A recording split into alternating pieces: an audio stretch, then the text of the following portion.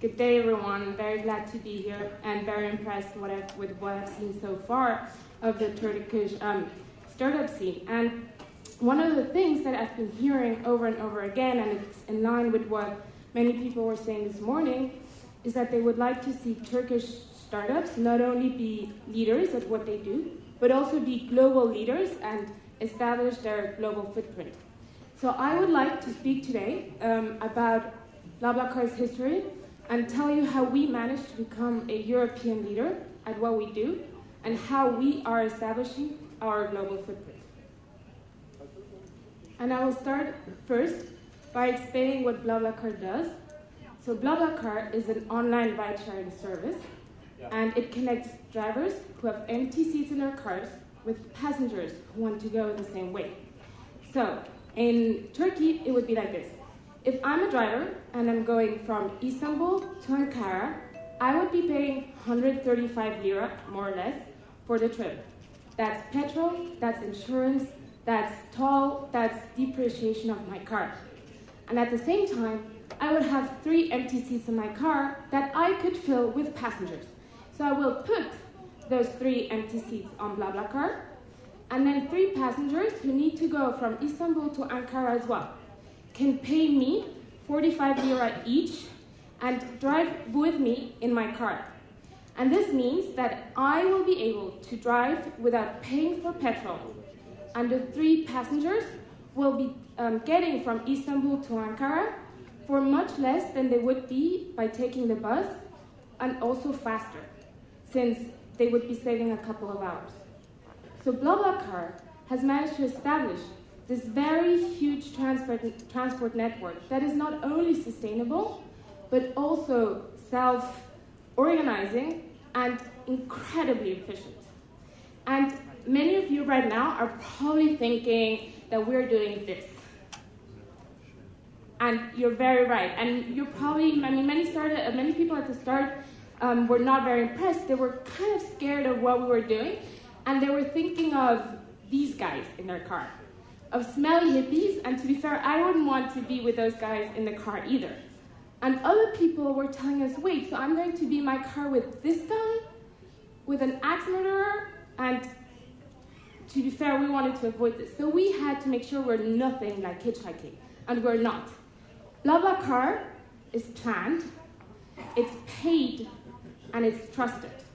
So planned means that a driver will put his trip on BlaBlaCar a few days before he travels so that passengers can then book their seats online. So it's paid. With hitchhiking, you don't have that.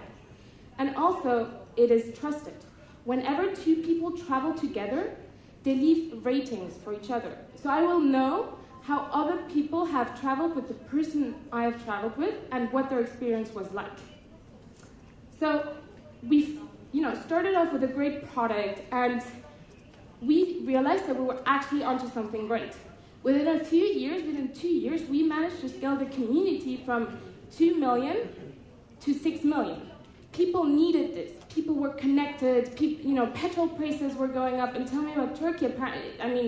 Petrol prices in Turkey are incredibly high. So really, people were wishing to use the service. And yet, there was one thing that we wanted to do, but we knew it would be very hard. And it would be to scale this very local marketplace to a global level. And that's because scaling beyond your home country, if you're a local marketplace, it's very tough because you have to grow your market by market.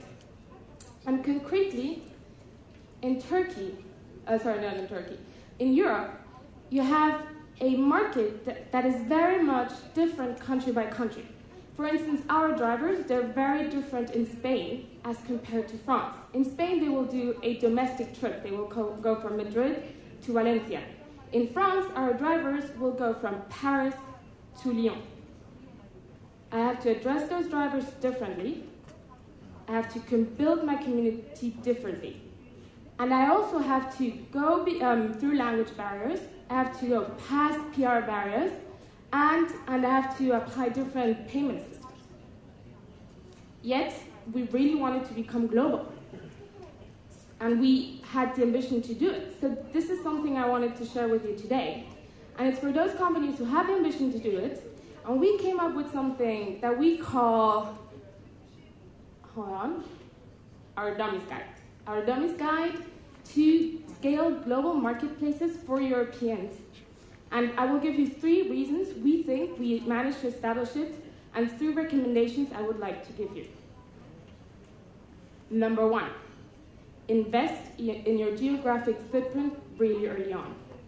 And that is something that many of us would have the inclination not to do.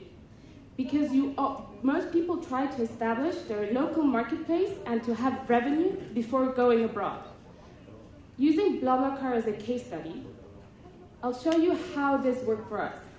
In 2009, France was our home country. We had no revenue, and yet we decided to go abroad. Spain was our second country. It's a great country for local marketplaces. Beyond that, we went into the UK, and then in 2012, once we had proven our business model and we had revenue, we were already present in 7 different countries, where most local marketplaces would only be in one country because they would have waited to establish their business model and to conquer their first market. So really, past that, we decided to go even faster and went into Germany, Russia, and the Ukraine, 3 huge markets.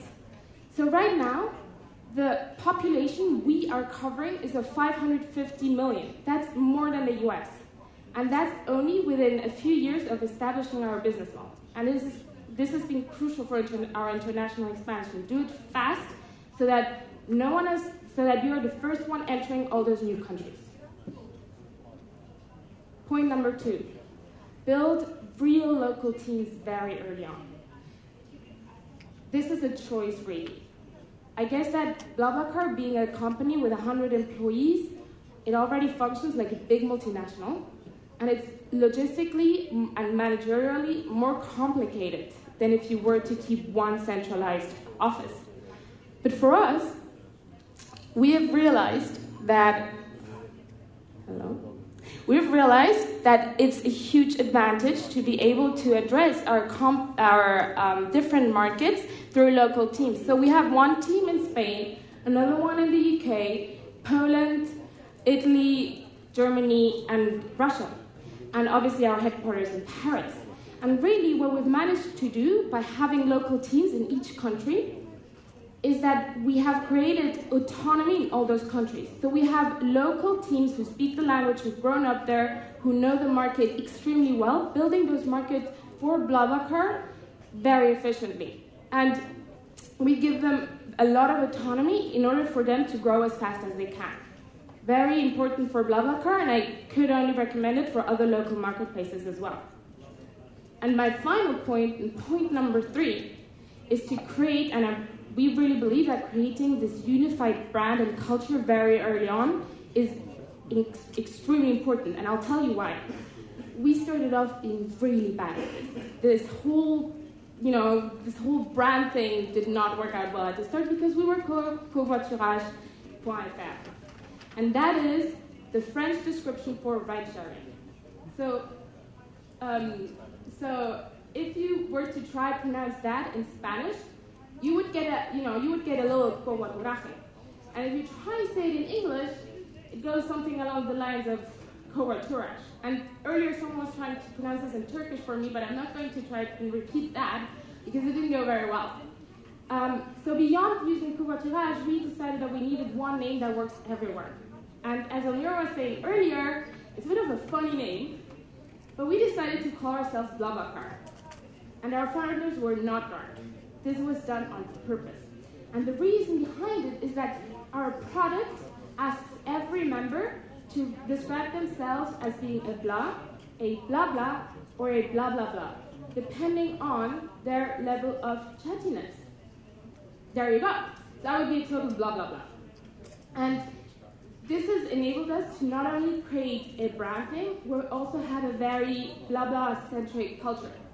So we do blah blah talks, where everyone calls in to be updated about the latest news of the company every week. We have blah blah swaps, where our employees go and visit other offices once a year for 1 week. And we have international weeks, because obviously by having different teams, 7 different teams, we need a very strong coordination aspect. So the whole team flies in 4 times a year, that's 100 plus employees at the moment, to do workshops, work together, know each other, and build this company more efficiently. And finally, we have very multilingual team. So everyone speaks at least 2 languages, if not 3 or 4 languages.